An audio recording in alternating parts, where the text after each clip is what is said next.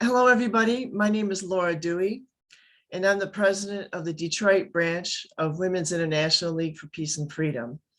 And on behalf of the organizing committee, I want to welcome all of you, including some special groups of people, our sisters and brothers who work in the peace and justice organizations, the hardworking social workers who are also on this call, the educators of our children, young people and students, and anyone who has been impacted by gun violence. This forum is for you, and I want to thank you for attending.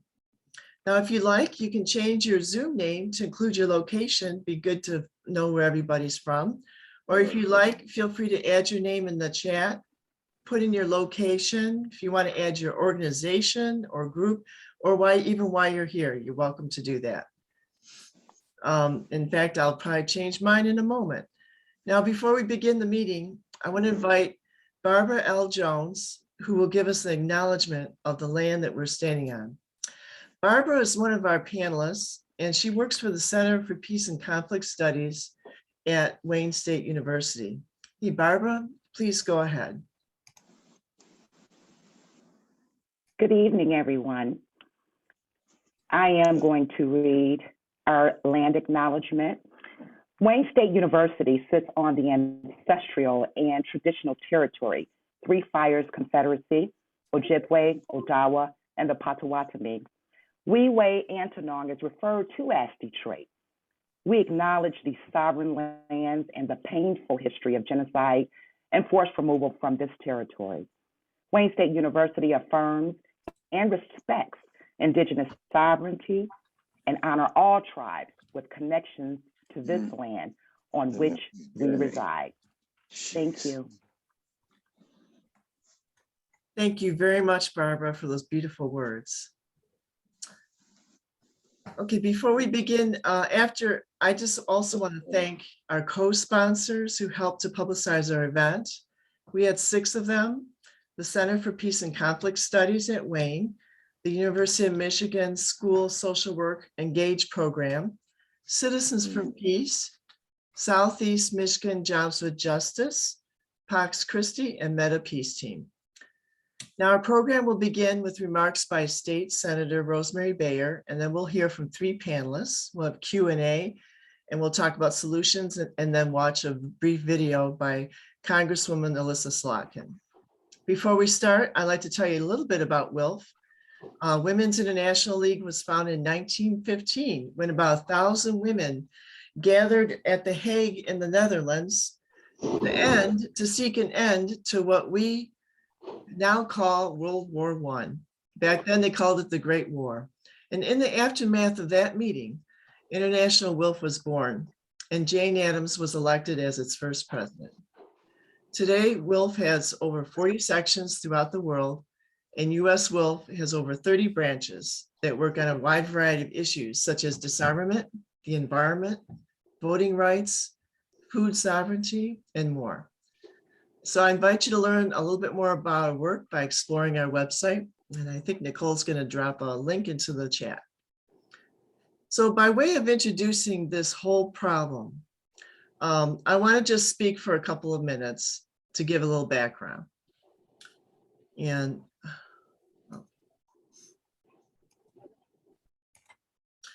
the twin problems of mental health crisis and gun violence as they relate to children will be the focus of this panel discussion. The Oxford shootings were the impetus for this program. However, we also acknowledge that gun violence is pervasive. It cuts across class, race, and gender. You hear a common refrain after every mass shooting, especially in a rural town or suburb: "We didn't think it could happen here." Sadly, it does happen here, and too often. However, no matter where gun violence occurs, whether in a suburb, rural town, or city, we should be deeply concerned. We should empathize with all victims, and we must take action to end it. I want to offer a few statistics. In 2021, there were over 20,000 gun deaths in the United States, excluding suicides, which averaged 23,000 each year. In 2021, more than 3/4 of murders were committed with guns. Most of these guns were purchased legally. Now let's look at Michigan. In an average year, more than 1,200 people died by guns. 89 children and teens died by gunshots annually. And shockingly, guns are the second leading cause of death among children and teens in Michigan. These numbers don't take into account the devastating impact on communities, especially communities of color. Beneath these numbers are precious lives. The mental health picture is equally grim. Our nation does not have a cohesive, well-funded, well-staffed mental health system. In the 1980s, we witnessed the closure of psychiatric institutions in our state. And the remaining facilities for those in mental health crisis are few in number and poorly staffed. They resemble prisons more than places of supportive healing. The mental health crisis grew during the pandemic, and counselors are overbooked and overwhelmed. Young people are facing an existential crisis that many of us didn't even consider when we were young: the devastating impact of global climate change on the environment where we live and on our lives. However, we do not have to succumb to despair. Just as society created these twin crises, so can society eliminate them. The solutions are there, and even modest ones would be effective. For example, we could hire more social workers and more mental health experts in our schools. We can insist on safe storage of guns and ammunition. Guns should be stored so that children everywhere in every location can be kept safe. So let me end by giving you one more statistic. In the United States, 8 children each day are shot by misused or unlocked guns. A simple gun storage law could end these senseless, accidental shootings and injuries. Together, we can turn that statistic around. So with that, I want to introduce Rosemary Bayer. She's our first speaker, and we're delighted to have her to address the issue of gun violence. Senator Bayer represents the 12th District in Oakland County. She has a background in computer science and math, and she has worked as a systems engineer and promoted women in technology fields. In her first ever bid for political office, she was elected in 2018 to the state Senate. She and her colleagues have introduced legislation that would help prevent gun violence and tragedies. Let's welcome Senator Bayer. Thank you. Thank you very much for that introduction, and thanks everyone for including me today. This is a pretty important cause for me. I am actually, in addition, I am the chair of the bicameral, which means the House and the Senate, caucus for firearm safety and violence prevention. And I got involved in this really when I first came into office because of suicide. As you know, I think you mentioned some of the statistics, but that is the #1 cause of death by firearm is suicide. And so I have 2 of those. Two that happened to me twice in my lifetime, where I had someone near to me do that. So I got involved for that reason. But once you get involved and start to understand this problem in more detail, in the pervasive nature and the fact that it's getting worse, you just want to do more. So yes, we have over 40, I think it's 42 people now who are members of the caucus. It's very active. There's a lot of recognition that we have a significant and growing problem, and we need to do something about it. So we have a number of pieces of legislation that we've introduced. Some of it we've introduced over and over again, session after session, waiting and hoping and pushing for hearings that never happen. But specifically in the safe storage, that's the one that you wanted me to talk about most. Is that right, Laura? Yes. Mm-hmm. Yes. So we have a package of 4 bills. We actually I introduced them last summer, but after the Oxford shooting, we kind of brought the visibility back up on that package of bills. We're reintroducing in a certain way, but calling attention to the fact that we have some very simple legislation that's already prepared. It's actually very much the same as legislation in other states that have passed it, that have proven efficacy of these kinds of bills. What they do, and we are always careful to talk about responsible gun ownership as opposed to taking away the firearms. And a lot of people believe we do have too many firearms. Some of us believe that very strongly, but our focus in the current state of the legislature is being more neutral as much as possible and focusing on the safety issues. So with firearm safe storage, bills we have there, it's a package of 4 bills.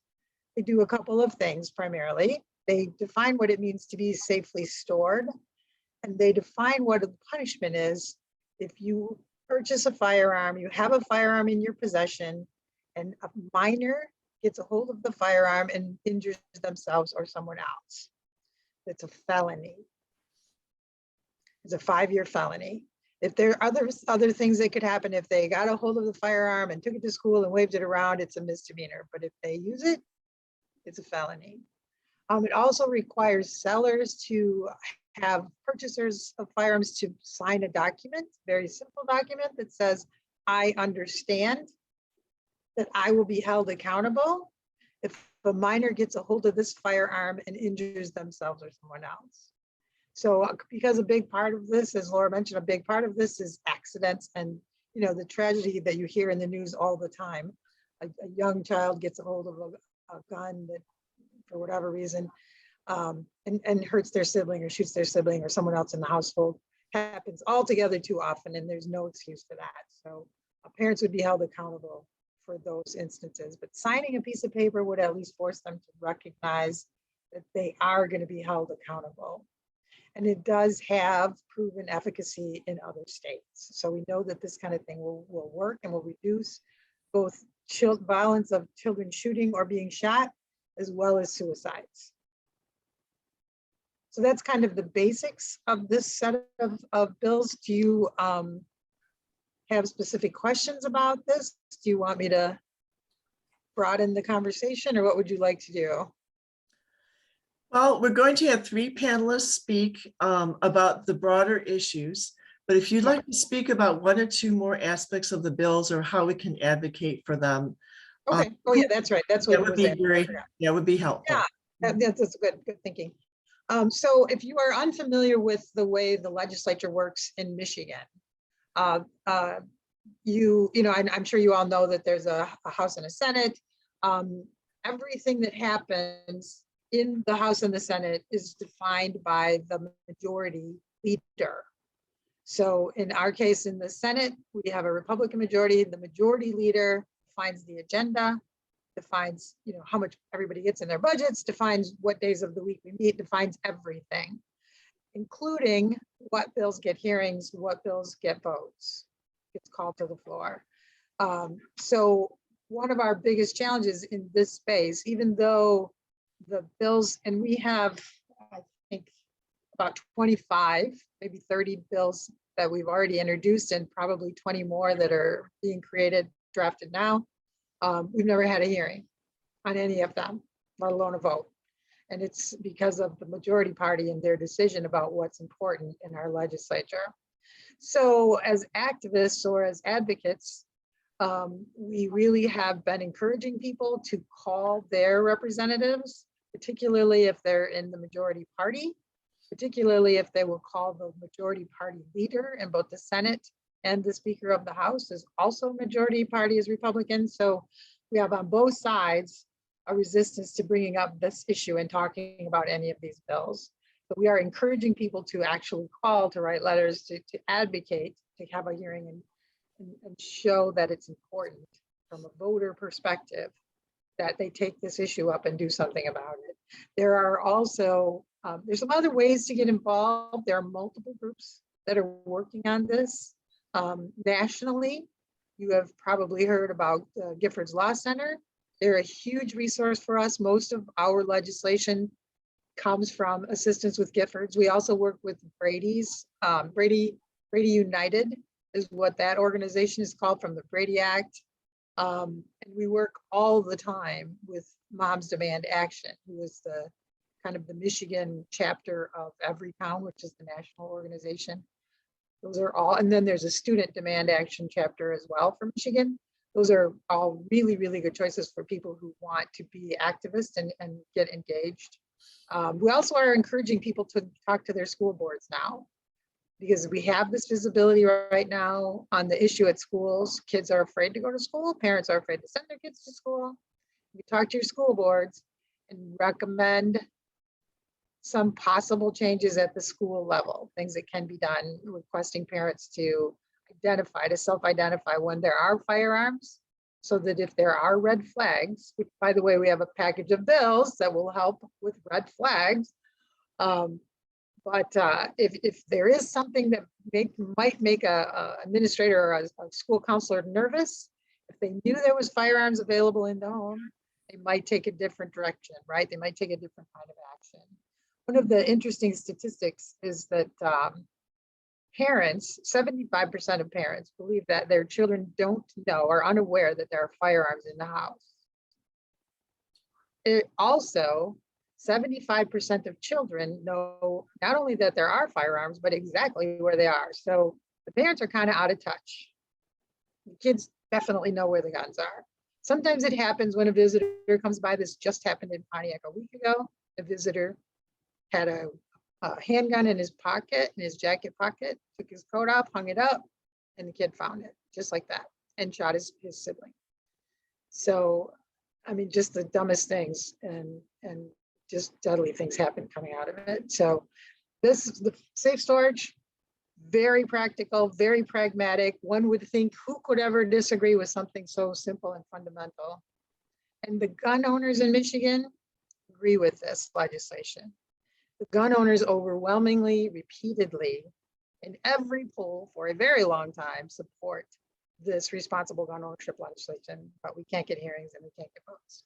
So the problem is in the legislature. Thank you very much. We're really pleased that you're able to join us today, and it's really good to hear about some practical legislation that people can advocate for. So thank you very much, Senator Bayer, for your time. Thank you. Thank you. I appreciate you inviting me. Okay, next we're going to hear from three panelists, and they are Barbara L. Jones, Leslie Adadow, and Jayanti Gupta. Now, if you think of any questions that you'd like to ask during their presentations, you can post them in the chat. And if you do, just type the word question in all caps just before the question so that Nicole, who's going to moderate the Q&A, can find them. So our first panelist is Jayanti, who is a senior at International Academy East High School in Troy.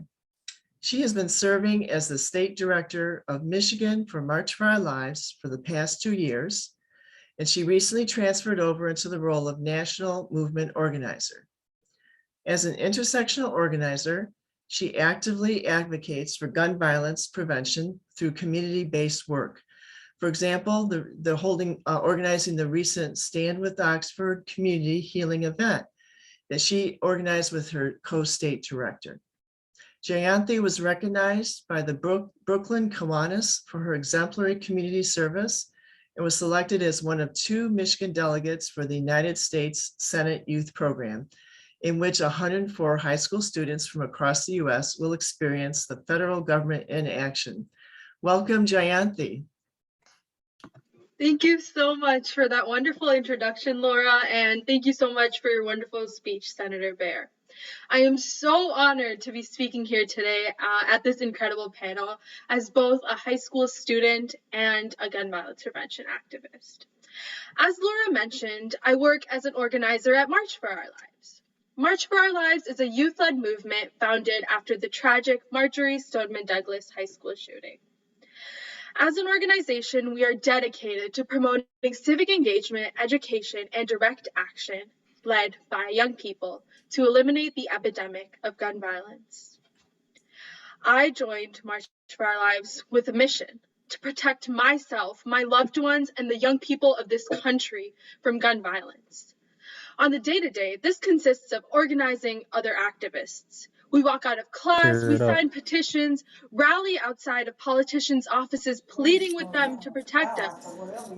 Write pages upon pages of legislative agendas and peace plans. Uplift gun violence survivors. Chicken and waffles. I'm going to ask, hold on, Jayanti, hold on. I'm going to ask William, would you please mute yourself? We can hear you. My apologies. I can't find him on my list. Go ahead, Jayanti. Thank you. Like so many others, I've been reeling ever since the horrifying shooting at Oxford. As a high school student and someone who has many friends that attend Oxford High, the evening after the shooting felt like the opposite of normal. I waited in front of my phone for 5 numbing hours, jumping at every notification and hoping it was the text which told me that my friends at Oxford High were safe.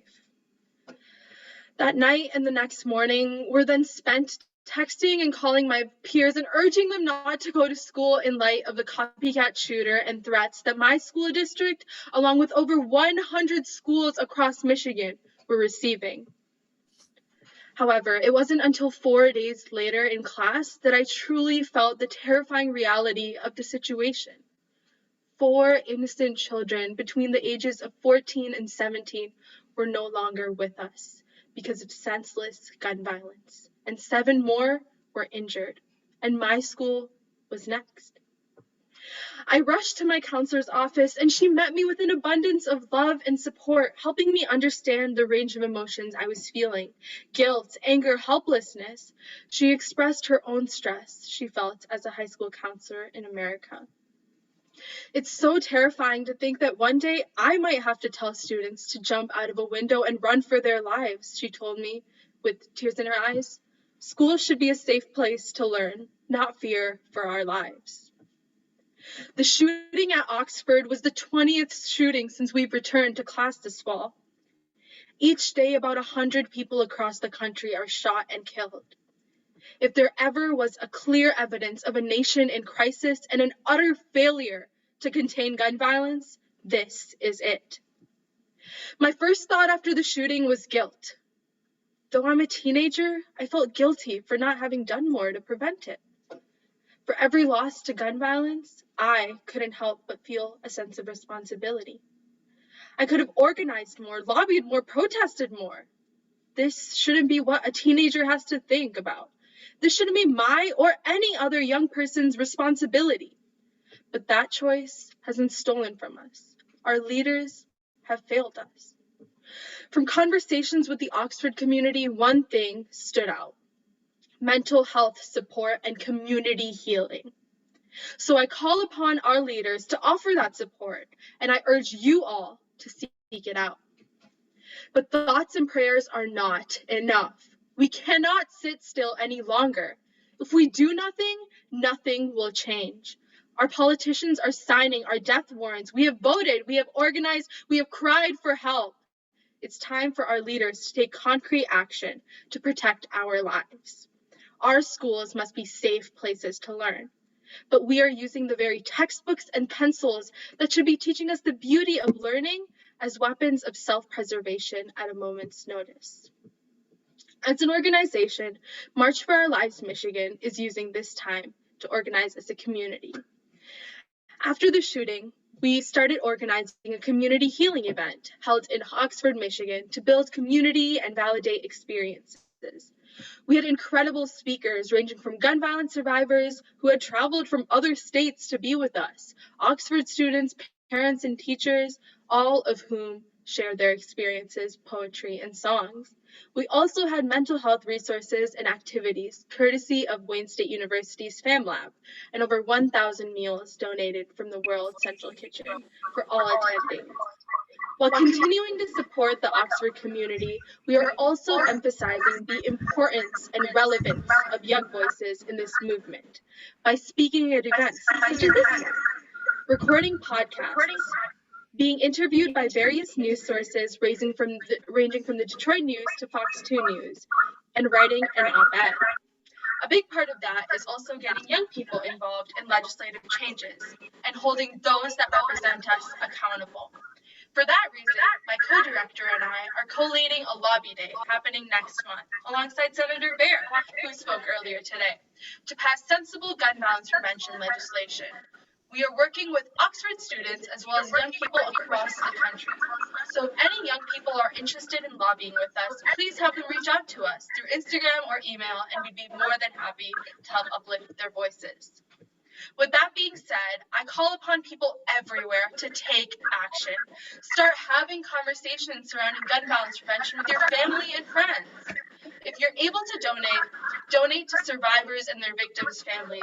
Donate to a gun violence prevention organization of your choice. Write to your elected officials and speak up at town hall meetings.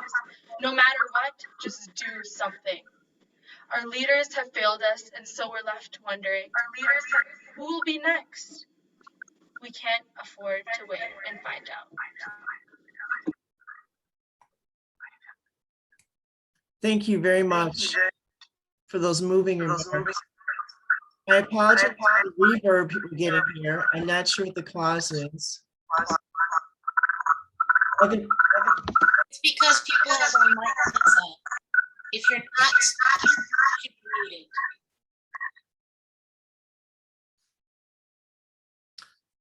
Okay, everybody, I muted you.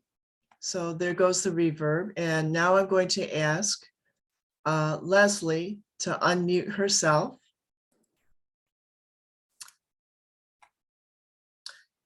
Anyway, thank you, Jayanti. I was a little, I was very moved by your remarks. And you're right, it's not the responsibility of young people to deal with this issue. Okay, all right, our next speaker is going to be Leslie Adadow. She is our very own WILPF member in Detroit. She is a licensed master's level social worker, and Leslie has worked in the field for 30 years, and she has 22 years experience in the schools. She is a therapist in private practice, working with children and families, and she is currently focused on welcoming refugees to Michigan, as well as working to increase the number of social workers in schools and communities. Thank you very much for joining us, Leslie. You're on. It's my honor, and it's my honor to go after Jayanti. We need to heed her call. That was a powerful, powerful message. Thank you. So this evening, I'd like to share the few challenges facing schools, as well as provide strategies for moving forward. The information I'm going to share comes from my own experience as a social worker, as well as information gathered from colleagues across the state. This is a call for increased social workers in schools. Schools are a central component within the community. In places where social emotional curriculum is built into a school setting, the possibility exists to provide a positive school climate, thus improving mental and emotional well-being for students, as well as other members of the community. There's a mental health crisis within the schools, and schools are scrambling to respond. Some are more prepared than others. There's been a significant increase in behavior and mental health issues since COVID began. According to the National Mental Health Institute and the CDC, suicide is the second leading cause of death among youth, with a 31% increase in serious mental health issues since COVID began. The emotional and mental health of our children can impact many areas of their lives with lifelong consequences. The good news is that youth are resilient and that healthy relationships at school can contribute to their overall well-being and mental health. If they're connected in the community and have some more supportive families, even better. Strategies that schools can adopt for a safe and supportive environment include a trauma-informed approach, a perspective that honors and recognizes that most all students and staff have trauma imprinted. Schools can then understand that behavior is communication and respond with interventions that meet the needs rather than a discipline and punishment response. Adopting a social emotional learning curriculum models and teaches emotional and social coping strategies essential for emotional well-being. Adopting restorative justice practices provides an opportunity for students to learn empathy and restore the harm caused. The state of Michigan endorses restorative justice practices and developed a program called OK to Say, available statewide for anyone to call in a confidential concern. And we have to teach students to use it. Strengthening music, drama, art, and humanities provides opportunities for reflection, growth, confident expression, and positive interactions. These are critical mental health coping strategies. It's also necessary for schools to support teachers, staff, and admin through professional development that focuses on social emotional well-being for their students and for themselves. It's important to offer parents and other community members learning opportunities and to support and handle issues that are current social challenges. School districts need clear written policies and protocols that mandate a social worker be part of the assessment and evaluation for managing emergency health and safety issues, such as threats of suicide and violence. Find out if your school district has any of these things in place. Encourage districts to hire and place social workers in every school. Social workers are the perfect fit to provide preventative emotional support services and crisis intervention. Schools face an additional hurdle when attempting to obtain help for students in need. There are instances when school staff realize that a student is demonstrating at-risk behavior and is in need of an emergency mental health evaluation. For instance, the student has verbalized or written a threat to harm themselves or others, and we're not able to get the help for the student unless parents authorize it. Assisting families to understand the need for mental health services is essential. This can be challenging in several ways, as the adults within a family may themselves be experiencing mental health challenges, may be distrustful of schools and other agencies, and may not see the immediate need for services. If they don't see the need or don't want to get their child help, the school's only recourse is to contact the police or make a protective service report, both of which almost always destroys the relationship with parents. When social workers and staff are successful and encourage families to seek mental health services, often another hurdle is encountered. Communities are overwhelmed in the demand for counseling services. Many clinics have waiting lists. At times, it's recommended that a family take a student to the emergency room for a psychosocial or psychological safety assessment. It can take hours or days. If the student gets an evaluation, they may often not be able to get into a facility. This is the harsh reality. Thank you. Wow, thank you very much, Leslie. It's really clear, very good to have someone on the inside who knows what's going on. And you've given us a lot of good information. Thank you. And some of the things that Leslie is asking us to do, we will include in a resource document later after this meeting and send it to you. Thank you very much. Okay, next, our final panelist is Barbara L. Jones. She is a lifelong Detroiter, community activist, organizer, a youth violence prevention and gun violence co-survivor and advocate. She serves as a community dispute resolution specialist and faculty member who teaches social justice activism for the Center for Peace and Conflict Studies at Wayne State University. Barbara specializes as a trainer and facilitator in conflict and dispute resolution, alternative dispute resolution, and restorative justice. She also facilitates victim and offender reconciliation dialogues.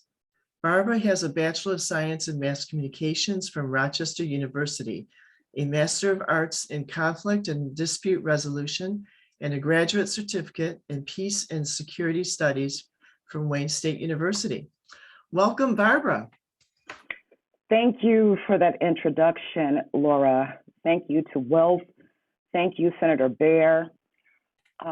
Thank you all for being here this evening. We are at a crossroads in many ways in terms of what type of society that we desire to live in. My co-panelists, Leslie and Jayanti, have demonstrated that in their discussions. Now, we understand that what we are experiencing individually and collectively, we know that these issues are fraught with so many challenges, the varying and multiple levels of erosion of mental and public health due to gun violence. Moving from conversations to concrete actions in the midst of loss, pain, trauma, and healing, there are people with whom we can establish connections with in order to build relationships and enter these difficult dialogues and discussions. The journey, the place, and the space is where we can change our human condition. In my roles that Laura just described, I want to offer some information. Connect and reacquaint with people you already know, such as your neighbors, your family members, friends, people within community centers, book clubs, and block clubs. Connect with people with special and unique needs, parent groups, interfaith-based organizations. Engage with people in the spirit of cross-sector collaboration and learn about their advocacy efforts. Build one relationship at a time with people that you may not even know, such as city councils, local, regional, state, and national legislators. Grassroots mobilization and organizing are concrete and effective ways to make an impact. Be reciprocal with a lens on prioritizing our mutual futures to the well-being of each other, and seek to recognize that all contributions, individually and collectively, are evidence-informed and are community-driven. Cultivate young people to participate in these discussions. I'm often disappointed when I don't see young people involved in these discussions. Their presence and their voices are crucial and must not be minimized. Support organizations who focus on gun violence reduction and prevention, such as Wayne State University Center for Peace and Conflict Studies, Students Demand Action, Wayne State University Chapter, Everytown for Gun Safety, Science Policy Network of Detroit, Johns Hopkins Center for Gun Violence for Prevention and Policy, Crime Survivors for Safety and Justice, the Michigan chapter, and that's just to name a few. Prepare for these difficult dialogues beforehand. And here are just a few examples of some guiding questions. The ask, how do we define what a safe and a brave space is? How do we navigate on what is considered harmful, and how do we determine frameworks through narrative, personal experiences, storytelling, and data? What truths are revealed that are related to the human cost and what is at stake, and ways that we may be able to address these issues? Establish relational community dialogue norms and agreements up front from participants, such as a welcoming and belonging environment. Actively listen, speak with others in a respectful, empathetic, and collaborative manner.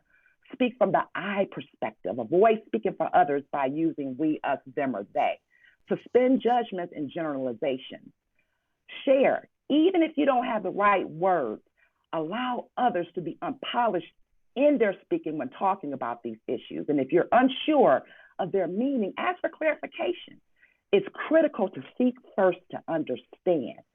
Seeking real understanding affirms the other person and what they have to say. In closing, my story of grief sits inside my story of love. My only son and youngest child, Conte, was murdered on October 30th, 2017 at the age of 24. He was shot multiple times with an AR-15 semi-automatic rifle while he was at work by two individuals, one who was 16 and the other who was 23.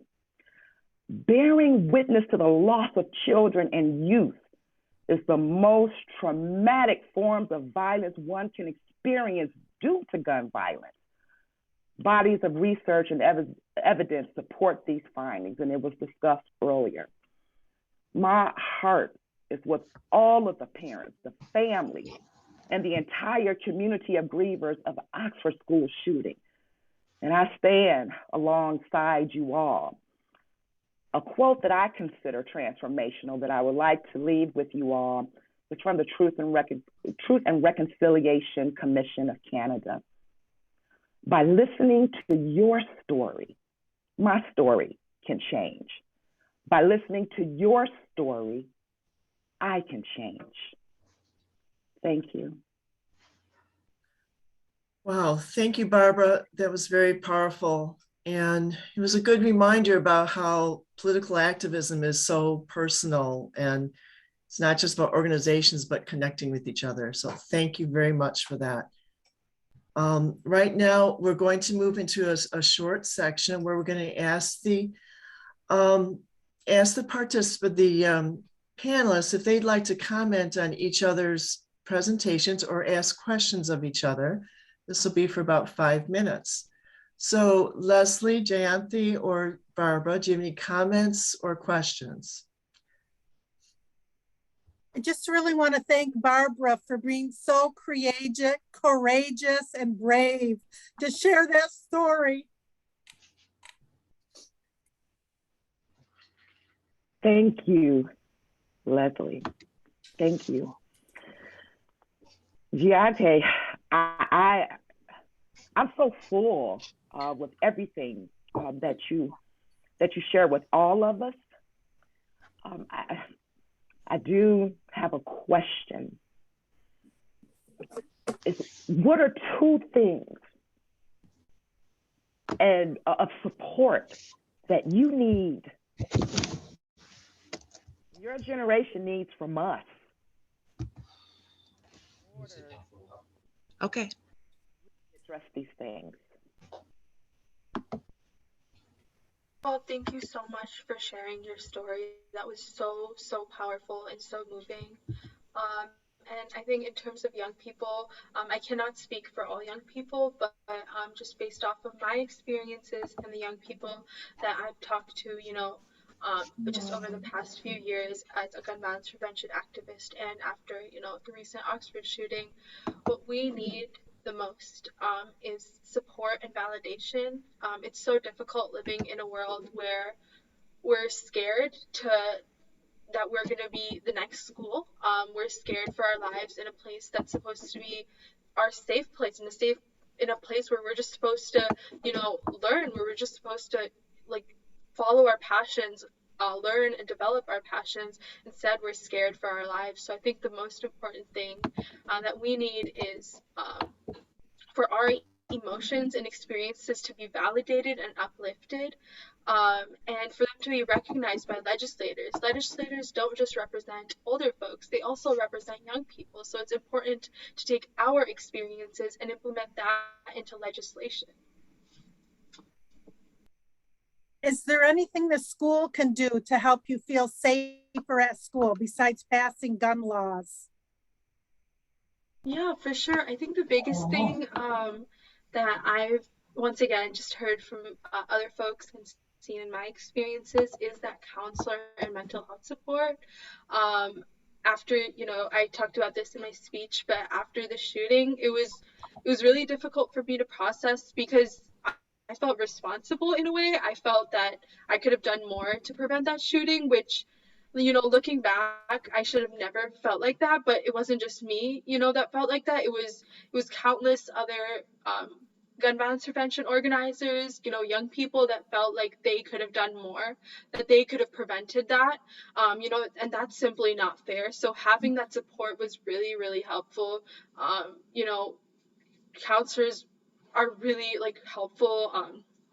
Sometimes I'll just go sit in my counselor's office because it's just a safe place for me to go to anytime that I'm not, feeling as good mentally. It's an incredible, space, and I'm so privileged and, honored to go to a school that values mental health, that provides that safe space, and that does, to a certain extent prioritize mental health. Obviously, every school, no school is perfect, and every school still does need to improve on its focus and narrative when it comes to mental health and destigmatizing mental health. But I do, want to acknowledge how, privileged I am to attend a school that is, taking the steps that are necessary to focus on mental health and to focus on prioritizing that mental health. Very nice. Leslie, you touched on so many crucial needs in your discussion to us.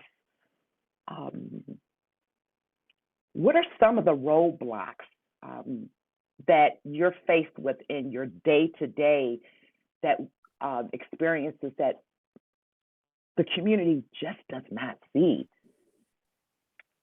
There's so many, but I think, one of the important things that this panel is bringing to light is that we need to listen to our youth.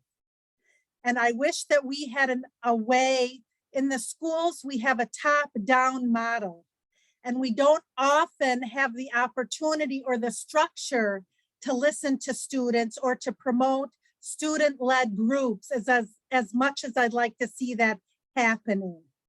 I'd like to see more staff have a voice in a structure for speaking up.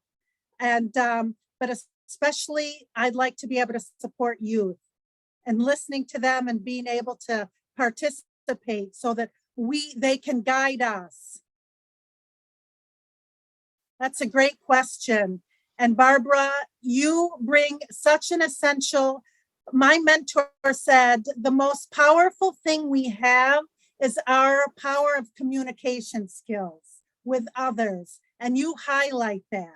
So I have recently met you and I look forward to participating more and learning more from you on how to have those important topics, conversations with people across the aisle, so to speak. Because I think if we all, each one of us, took on one conversation or two conversations with others, or made it our neighbors' well-being, our business, that we could make a change in the world. And I love that quote that you left us with, Barbara. So uplifting to be in and create that space with someone and to honor and listen to their story. Because as a social worker, I'm privileged to know that everyone has a unique and beautiful story to share. So that's a beautiful message out of this. Thank you both. Thank you everyone for being with us tonight. I'm just overjoyed that we got to create this together. Well, thank you, panelists. We're going to move on and to do Q&A, and Nicole is going to monitor the chat and ask the questions. So I will be spotlighting her in a minute. So Nicole, do you have any questions that you'd like to pose to the panelists? Yes, thank you. Thank you all of our panelists for sharing and kicking off our discussion. It's been really great to hear from each of your perspectives. We're just kind of starting to get some more questions in the chat. So let me pull up one of the first ones and we can get started. Let's see. So one of the first questions that we had asked, it's a great question by Mary Lane. She asked, do you believe that it is students who know who are the most trouble amongst themselves? Like, again, sort of asking a little bit more about, can we utilize students and, understanding other students who may be at risk? Is that a helpful practice? I will put it out there to any of you who'd like to grab that question. And if multiple of you have something to say, feel free to just take turns. Go ahead, Jayanti. Yeah, thank you. Okay. Yeah, thank you. So from my experience, what I've noticed in schools is kind of that like out of touch. Like oftentimes it's the administration, it's those that are higher up that are making those decisions, whether that be in terms of surveillance, whether that be in terms of, other things, just school-wide decisions. And oftentimes students and teachers aren't involved in those decisions at all, or are very minimally involved. And that leads to like that out of touch kind of like scenario where students and teachers are not able to vocalize their opinions, their experiences, and just what they're going through. And I think that kind of transfers over into just like asking the question of who spends the most time with students. It's the students themselves that spend the most time with each other. We know the best. We know each other the best. You know, we've spent the past 4 years together. I go to a relatively small high school, so I can say that I know all of my peers really, really well. And, you know, it's been such an incredible experience. But in the process, I've gotten to know them a lot better than my principal or my teachers. But with that being said, teachers have been working for so long. They are so knowledgeable about students, and it's so important to get like teachers involved in those conversations. So I definitely think that, you know, teachers and students are the most important people to ask in terms of, you know, helping students that are struggling mentally, helping provide students with those resources. You know, it's a teacher's, like, unfortunately, right now, it's a teacher's responsibility to provide that mental health support or to get students to the resources for that mental health support. But I do believe that, you know, they should be the ones whose voices should be uplifted, and they should be the ones that should be, you know, allowed to speak up and, you know, guide the students towards the right resources. But yeah, Barbara and Leslie, please go ahead. Well, I'd like to answer that quickly. And I'd just like to say that in my experience, students do know who the students are who are sad, who are isolating themselves, who are depressed and having problems. And it is often students who bring it forward. But I'd like to see a more consistent approach to teaching students to bring issues forward. Because often I hear students tell me, breaking confidentiality is not a friend thing to do, or it's not my business. So I think we have to be better as adults to teach students what secrets to keep and when to come forward. And I'd like to see systematic teaching with that and reminders that we have okay to say and we have avenues. We need to remind students that being a good friend and caring about other people's business is in the well-being of all of us, helps all of us. I echo that, Leslie. I would just like to add on to what you and Jayanti said. Technology is a huge piece of how students communicate with each other, whether it's through social media, different apps. The technology is there to make it easy. You don't have to be in a face-to-face setting. Technology has made it easier for all of us. The social media, we know that the bullying exists in schools, and it's hard for a young person to tell an adult that they're being bullied. They're going to tell each other. They're going to share that information with each other because they need that support from their peers.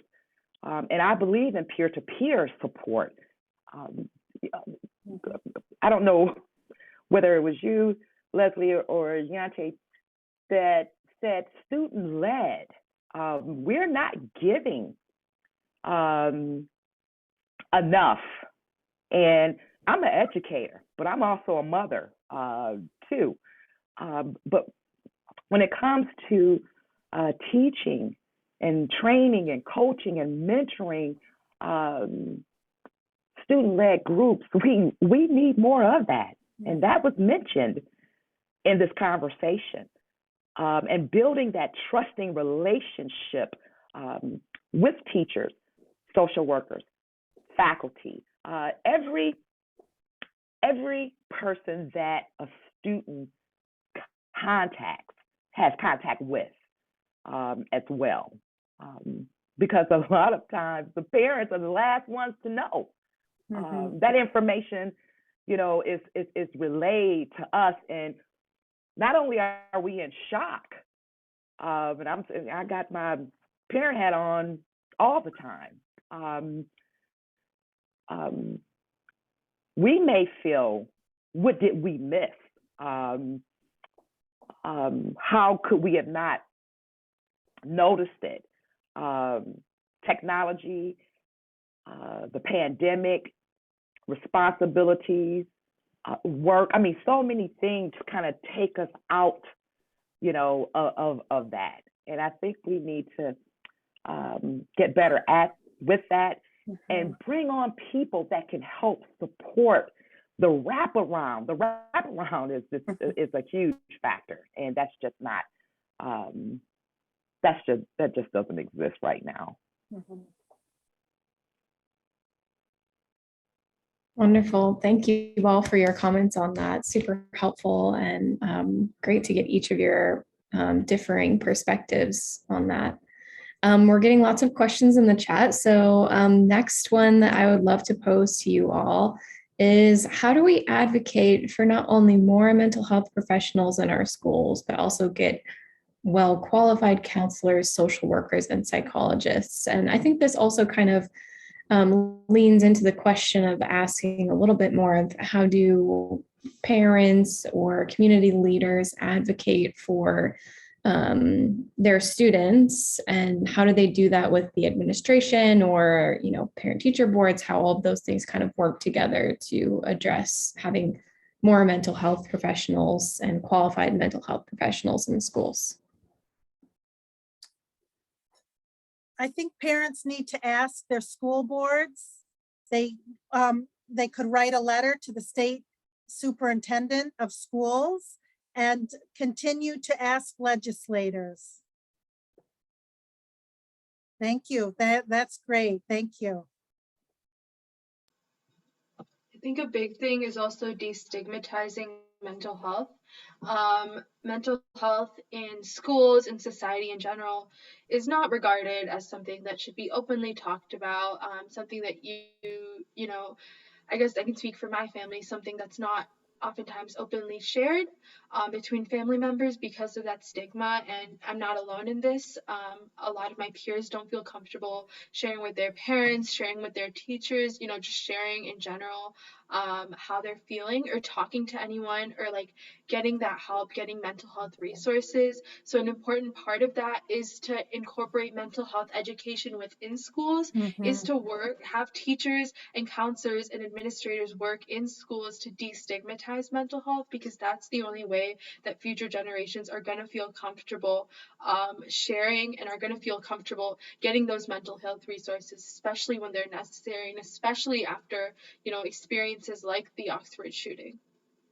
Well, I think we know that when we are able to teach social emotional skills starting from kindergarten, how do you recognize your emotions? How do you handle your emotions? How do you deal with sadness and anger? If we can teach that as a core curriculum, that's raising everyone's emotional IQ. And we know that students, human beings, their well-being is you have a much more successful, happier life when you know how to manage and have coping skills.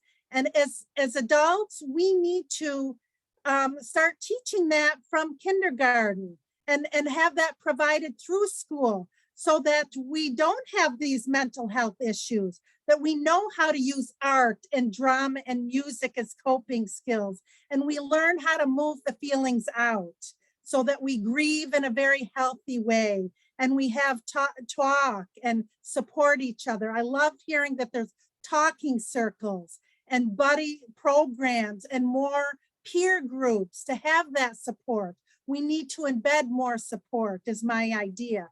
And so in doing so and offering it to everyone, it's not called mental health services, it's called emotional well-being.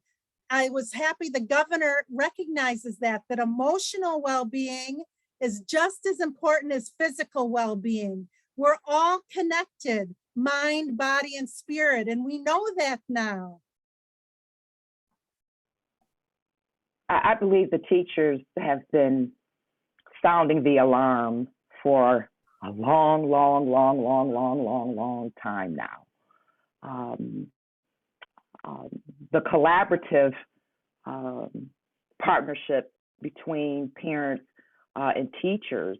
These are not new issues. You know, the steady erosion of these services and the powerlessness we feel because of the recognition on many sides, and still nothing gets done except for the student is left to deal with it and figure it out on their own.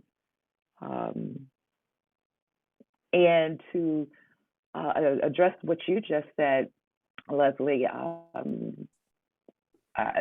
you know, I lead these discussions with young people. I mean, young people are my wheelhouse to have these conversations with, but it does not happen with inside the school walls from a K through 12 academic standpoint. By the time I get to have these conversations and run my our youth programming at the Center for Peace and Conflict Studies at Wayne State, a lot of times it's too late. We need to get to these young people in kindergarten. Middle school is the most crucial age to really get conflict resolution skills, peer mediation skills, restorative circles, you know, all of the things. And there's a need for that. And this has been discussed and advocated for a long time. And there are restorative justice and restorative approaches and restorative practices that are going on in school. We need to get more people from the community to engage in getting extensive training instead of putting all of the pressure on the teachers. And we train our community members that are tied into the community, our leaders that can come into the school. And I know I had that when I was in school, and I saw the decline of it as a parent.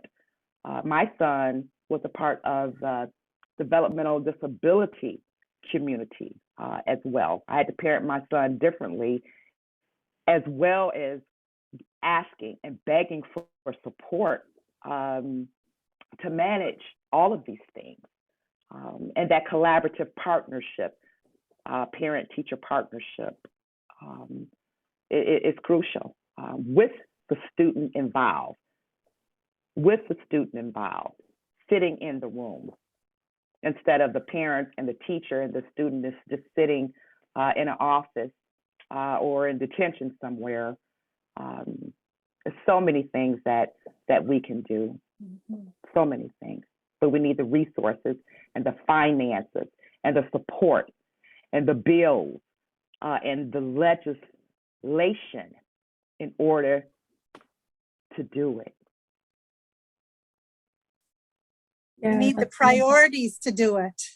There's plenty of money. It's just not allocated in the way that we would choose it to be.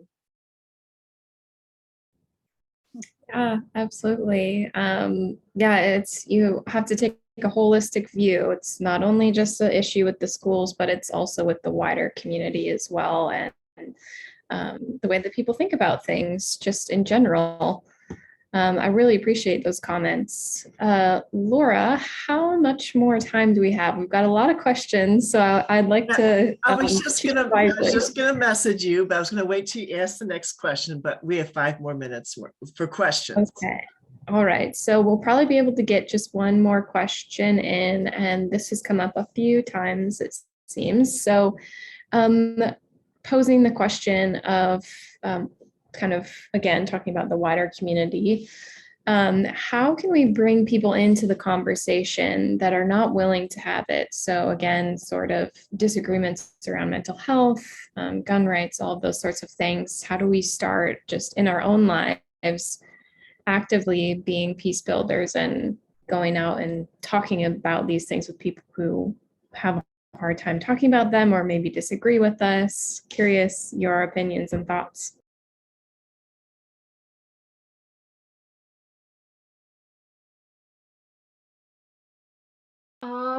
I think as a gun violence prevention activist, a lot of my work has been talking to folks that don't always agree with me, and I think that's the most fulfilling conversations that I have is with the folks that don't agree with me. I think those conversations are incredibly important to have, and one really important thing that I think we oftentimes forget, especially with the polarization of politics, is the fact that in the end, we're all just human. We have our beliefs and opinions because of our life experiences, because of the environment that we've been raised around, because of the community around us. And it's important to acknowledge that and think about that when having those conversations. It's also important to come into a conversation with that lens of kindness, with that lens of they also have, they have a complex life that has caused them to have those beliefs that they have, and it's important to think about them, even if you don't agree, which obviously oftentimes I don't agree with what the other person is saying, but it's important to understand where they're coming from. And then secondly, while talking to someone that you might not agree with, it's important to not, incredibly jump to oftentimes radical changes. It's important to start the conversation from topics that will be familiar to them, topics that they feel comfortable talking about, topics that won't ultimately lead into argument, into them just like completely shutting you out and them just not being ready to listen, because that's not productive for either you or the other person. So it's important to, ease into the conversation, ask them about where their ideology comes from, why they, believe things should be this way, and then also contribute why you think things should be a different way, why you want to prioritize mental health or gun violence prevention through legislation, and why they would prefer not to. So it's important to, consider both sides and make sure that they are also feeling heard in the conversation, and that you're not just, speaking at them, but having a conversation with them. I mentioned it in my discussion, and it's more in depth, ways that we can enter into these difficult dialogues. I believe the first is to want to enter in, the desire to do that. And that takes accountability, and this is on, all sides. That takes empathy. That was reinforced in the messages. It takes compassion. It takes respect. If we don't come in with the respect of seeing each other as human, the conversations will break down, and it's hard to recover and get back to the table or circle to that. But the desire to want to heal and continue to do that again and again and again, and being reciprocal. If you take space to make space in order to be able to have these conversations, and you have to listen. Sometimes even in beginning the conversations, let's start off with the facilitator first until you get comfortable to have these discussions, on your own, setting up these norms that everyone contributes to. I don't like to call them ground rules, but set up some norms, some community dialogue norms and guidelines that we all contribute to, because we all desire and want the same thing. And then self-reflection is key.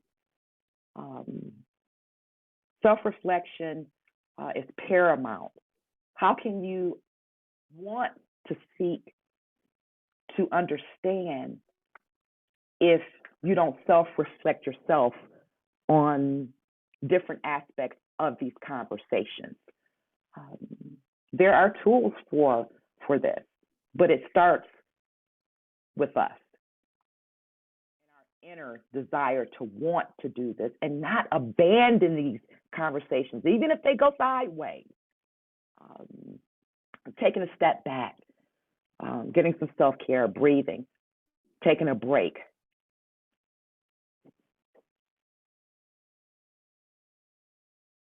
Well said, both of you.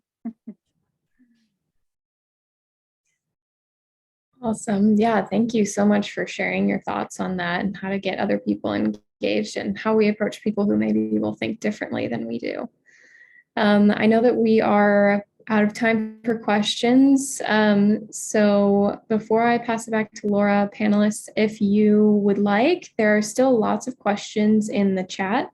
You can go back and feel free if you would like to respond to some of those that maybe we didn't get to. It might be really helpful as we move on to the next section of our event. I just want to thank everyone for their comments that they're putting in the chat. We're learning a lot. You're raising very important issues for all of us. Thank you. I wish there was a way to have a larger conversation with everyone. That's the downside of Zoom. But the best part of Zoom is that we get to meet in each of our homes together. Thank you. And, thank you for all those good questions. I wish we could spend time to have the panelists answer more of them. But for the next few minutes, what we want to ask the panelists, or I want to ask, because Barbara said, do not use the we, but the I. I want to ask you three in a few minutes, what would you recommend as concrete solutions to the problems that you have been speaking about? So whatever order you wish to speak in.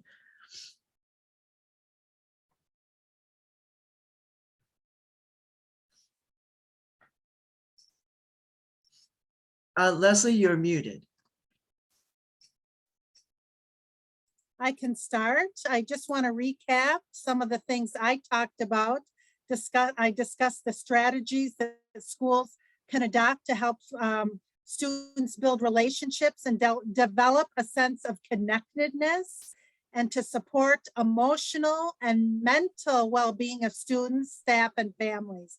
These include the awareness of trauma in the lives of students and everyone, use of the social emotional learning curriculum starting at kindergarten, more use of restorative practices and peer mediation, and development of district protocols for dealing with students in crisis, and encouraging students to share when they observe peers in need of support. And lastly, increase professional development in the areas of emotional well-being and more support for students, staff, and parents. Thank you.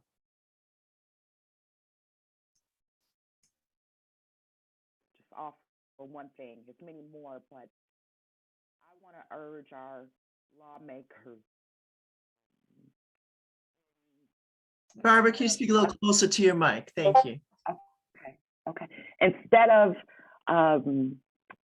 us coming to you, meet us where we are. Come to us. Connect with us over coffee. Let's have coffee hours. I want to see more of our political partners coming inside the schools.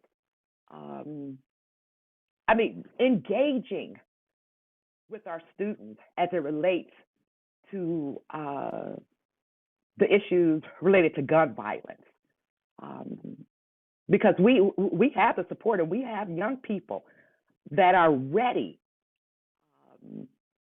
to engage and really do something. You have a lot of students that are already doing it. But come and meet us where we are. I think that would help. Bring coffee and donuts. Food always sets the tone for good conversation, but come to more school districts, not when a crisis occurs or after a crisis. occurs. Yeah, I think Barbara brought up some really, really good points, both Barbara and Leslie. I think one thing that I can talk about as both a young person and a person who holds various marginalized identities is to amplify the voices of those that are most affected by gun violence, whether that's people of color, low-income folks, folks that live in more urban areas. It's important that those voices are the ones that we center in such, gun violence prevention movements. It's important that those voices are heard when legislative decisions are being made. With that being said, it's also important that young people are given a platform and, space to talk about what they're struggling with, that legislators are taking those young people's voices and turning that into legislation. It's important that, not only is mental health being destigmatized, but also that policy changes are reflecting what young people and the people that, are most affected by gun violence need from legislators. It's important that those voices are being taken into consideration when making those legislative changes.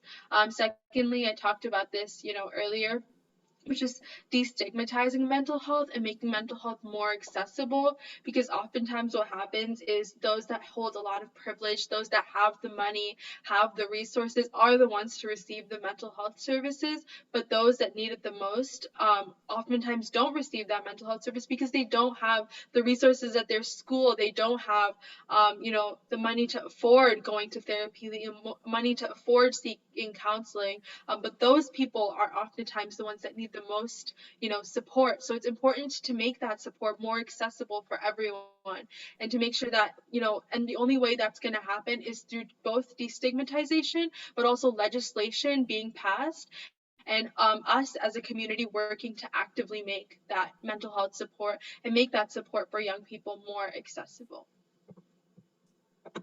Thank you. Thank you very much. Those are very good suggestions. And following up with what Barbara was saying about dialogue, WILPF is hoping to organize actually a series of dialogue training workshops with Barbara. So look for information on that soon.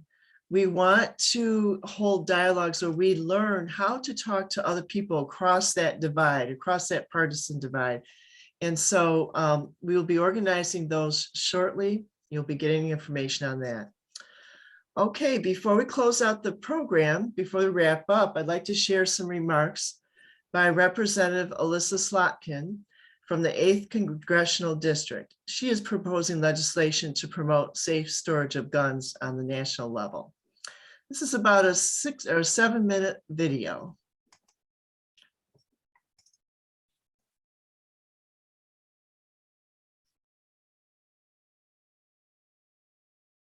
Hi, everyone, and thank you to the Women's International League for Peace and Freedom Detroit branch for inviting me to speak to you for a few minutes today.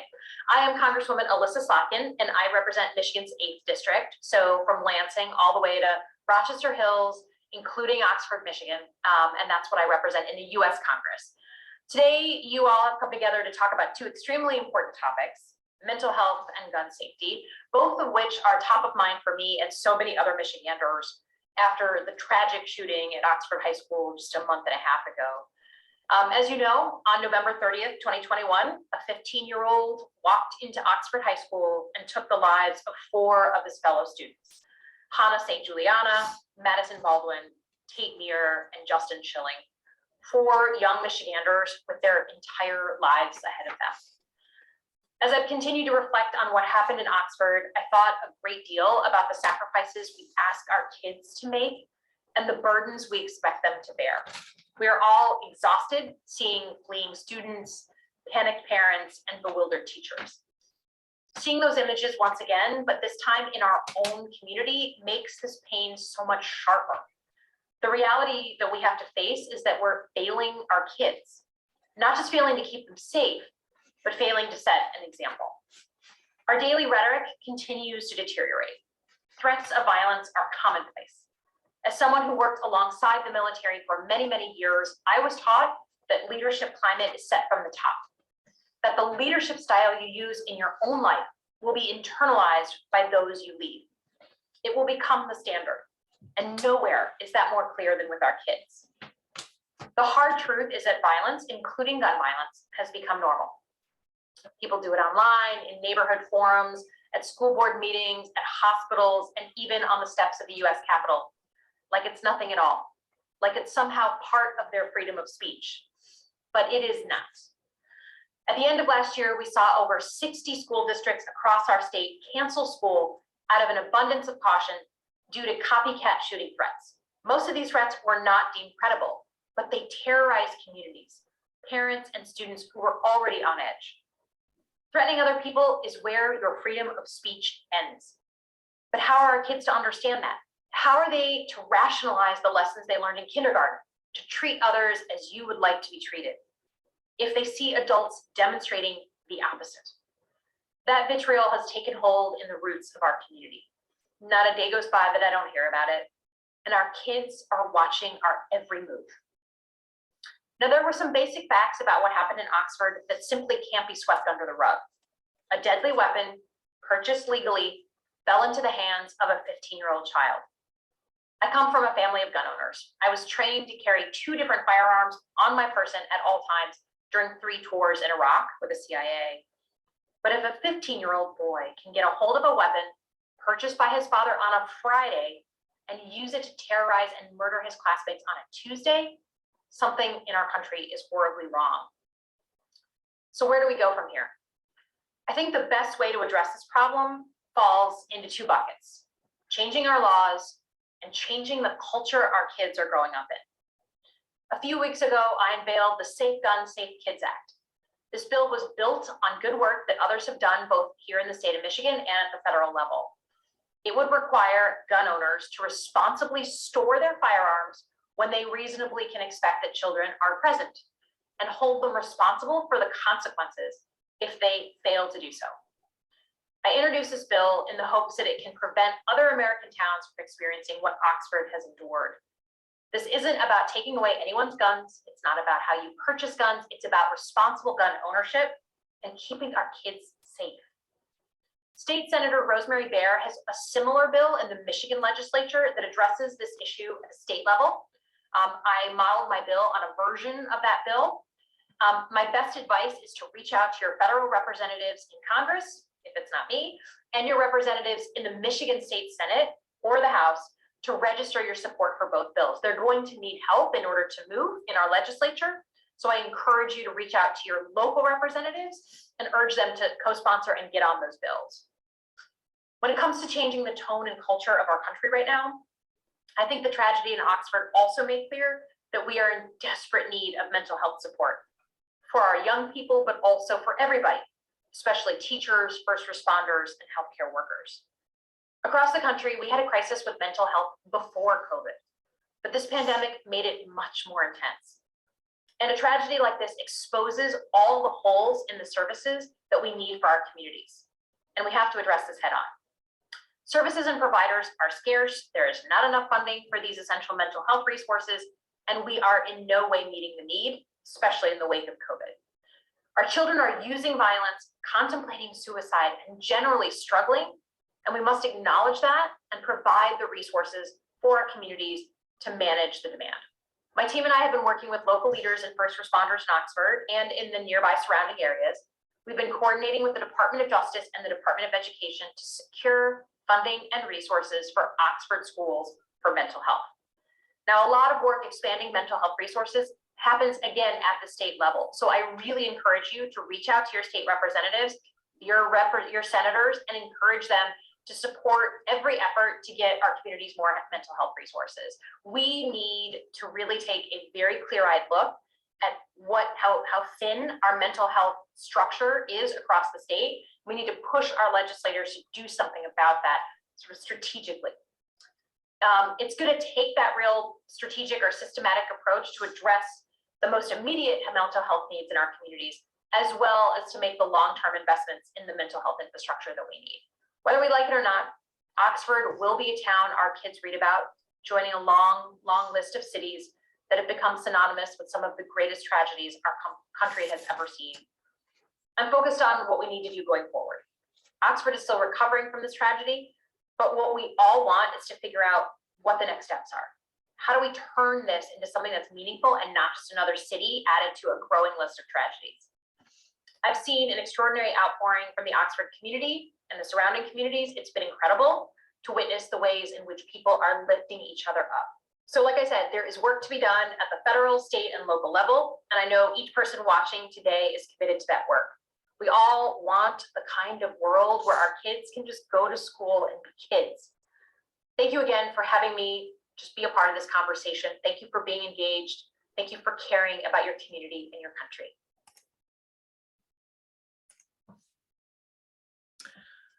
Before we close out this meeting, I just want to invite people to, if you want to stay after and continue chatting, I'll keep the line open. I hope that you have been inspired by our panelists. They have given you some ideas. I hope they've inspired you to take action. We will send you a resource flyer that will give you some information on how to advocate for mental health among young people and for gun safety bills, along with the recording of this event. I want to thank 3 people, Leslie, Judith, and Nicole, for doing a fabulous job organizing the program. This idea just came to us in December, and a little over 1 month, look where we are. So, and we are so grateful that Beverly, Leslie, and Jayanti, that you were able to spend your time here and share your expertise.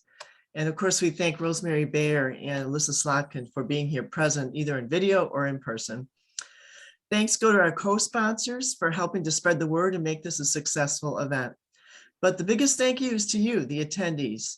This event is for you, your children, your grandchildren, and for children everywhere who deserve to live in peace.